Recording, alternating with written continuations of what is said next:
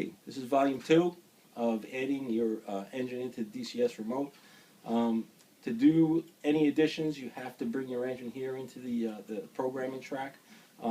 This track here that this engine is on is the programming track. The other tracks in the back are dead, so the first track here is the programming track. Okay, we have to put power to this track through this transformer. Okay, this Z4000 should be hooked up.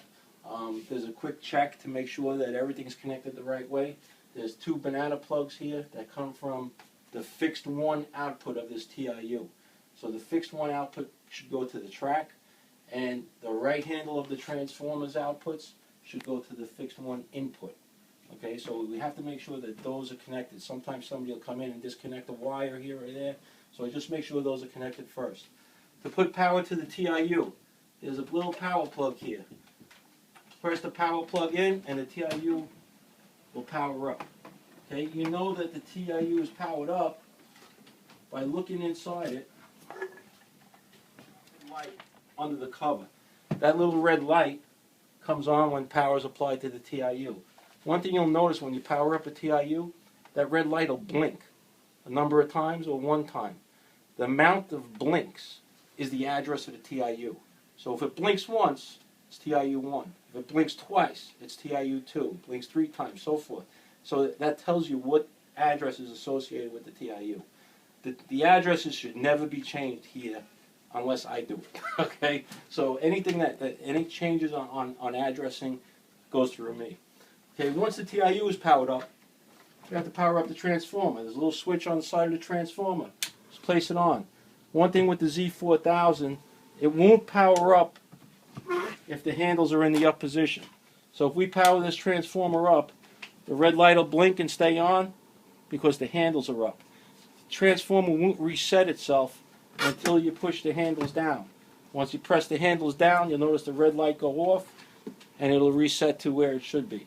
Sometimes you might see a little phantom voltage here, that's no big deal, but to add any command control engine, the voltage to the track should be around 19-20 volts. So we're going to bring it up.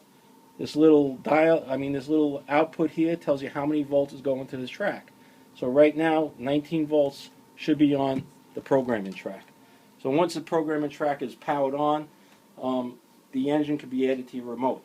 One thing with DCS engines, PS3 engines have what they call supercapacitors in them, and you won't be able to power this engine up for a little while until those supercapacitors are charged up. So on a PS3 engine, which I know this one is, you have to leave it sit for about 30 seconds before you could actually put it into the remote. So let it power up, just let it sit here for a little while, then take your remote. Bye guys. To add an engine, you'll see that it says engine setup. Press the thumb wheel. Add engine, you press the thumb wheel again. Add MTH engine, press the thumb wheel again. And it'll go looking for the engine. Sometimes it's check track. What does check track mean? Check track comes up sometimes if it's not talking to the engine the right way, or it's dirty track or dirty wheels. That'll disappear and it'll still find the engine. One thing, when you add an engine, if it's dirty track or dirty wheels, you'll notice that it won't give you the name of the engine, and the soft keys look funny. So this is a bad add.